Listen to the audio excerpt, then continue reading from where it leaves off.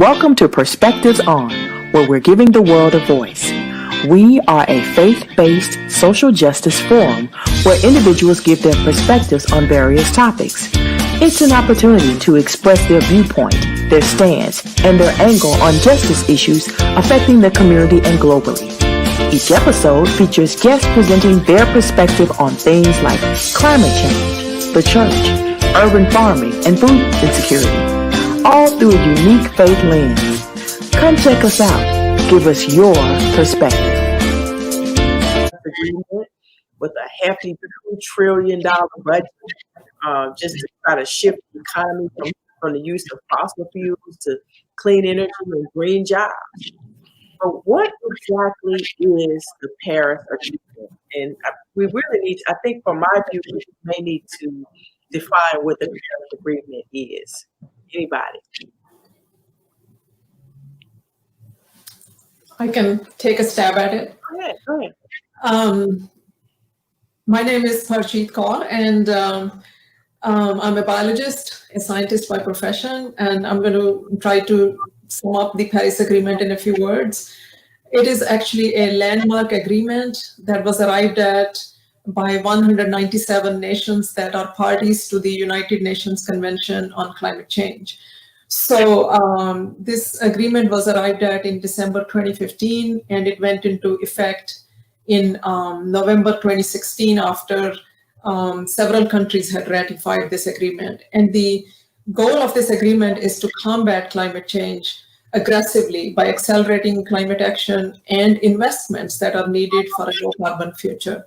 So the main aim of the Paris Agreement is to ensure that the increasing global temperature does not go beyond 2 degrees centigrade by the end of this century. And preferably, it should not go above 1.5 degrees centigrade. And the second aim of the Paris Agreement is to provide funds and financial assistance to the developing nations so that they can accelerate their climate change commitments. And each nation will put forth best efforts and these are called the nationally determined contributions towards reaching that goal. And so how can we as a planet reach that goal, or 197 parties to this Paris Agreement? What do we need to do? What we need to do is to reduce the global greenhouse gas emissions by half by 2030 and to net zero by 2050. So that's a very ambitious plan, but it seems that the Paris Agreement really doesn't go far enough. And even if everybody did meet their targets, the temperature might still be higher than the projected 2 degrees centigrade by the end of the century. And unfortunately, United States withdrew from the Paris Agreement in 2019, which came into effect in November 2020. So it's time for our new administration to go back and rejoin the Paris Agreement. Yes, and I'm so glad to hear President-elect Biden put it at the forefront of his agenda to address the climate crisis. Anybody else have anything to say about defining the Paris Agreement? Yes, definitely. I think the Paris Agreement is very effective, but we're not quite there yet. It's a very slow process to transition back. So we are going to need more than just the Paris Agreement. However, we shouldn't get too hopeful just yet because it takes a lot more than just the president to change things with that.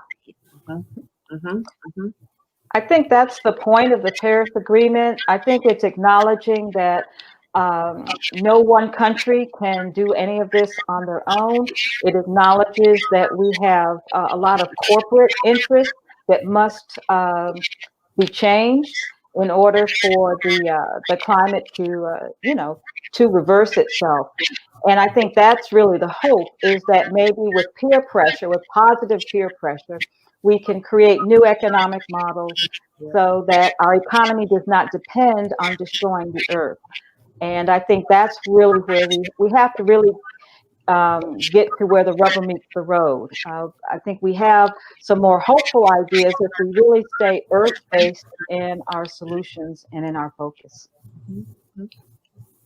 Absolutely, absolutely. So the next piece, and